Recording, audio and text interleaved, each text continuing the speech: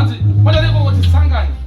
vahondo ya Chimbwido pamwe chete namuchibva kutanga kwayo atimbofe takadhibha chandinoziva ndaitobva kukaripa mumwe achichemera kokwapayidzwa saka ndakasvika ndeichibva ndamudhinda akabva angozvipa ndakamusiya achiblidha kubva ndamutaridza kuti ndiri lida munhau dzendewe chimbomira zvekuskidha ndasvika ndimutsika kumeso neadhidha ndoflying kick inorohwa namazida tsika kunge mbida akatiza sekabvita bidzi pama1 tokusiya pamagida ndakabata skida vaita mhemberero variko musoro vachifunga zvicharamba zvakadero vachiti vakandiona vachidedzera kuti heromero heromero noti handitenge doro asi takakunda nemunyengetero vaitotisaidza kuti isa pachikero icho chetireta kuti sese tiri 0.0 apa netofunga kuti pamwe vamwe vangu havandidero kusesa rege vachiridza peru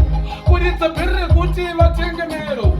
chero mero ndodarekedero ndakavakanda 1 pakaita ongororo pakutongodiwa kechitudzo kororo nekuti ine simba kana chibhakera chinouya zvinyoronyoro pachirova sporo autange wovhiyo netimisiri iyo nekuti tinotangisa mabororo ino koma ndiyo asi handibate niyo kwiyo nekuti ndiri mutororo handitye kuwanda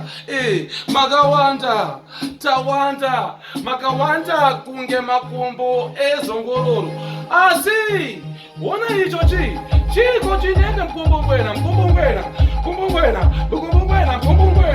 une dumbu chena dzungu rake ane ita rekuzvarwa naro ane dzungu kubva muprema mukumbongwena apa vasikazive ndakamecha kutoita hurungwe yo ndichiti naime mukuru we saka muri kuda kuona here kuti hatiite zvekutamba kunzi rure kuita zvechihure but zvigure zvekuti hatasise kumashure chida kuti kubva nhasi mugure kuti pakavharwa pavhurwe nekuti amhungarwe saka nemakaro imi muite zvekuti munyaro garai madziziva kuti isusu hatisi kutapa nhau nekuti hatiziva naRuben Baro isusu tiri vanhu vekuti hatisi kuda kuzomborimisa mababa Baro but chingoita zvekuti vanhu nekuti kashavi kacho kekumaniswa kari pamuri saka vaita zvekuti vagaro isusu kubva pakadzizvarwa takakota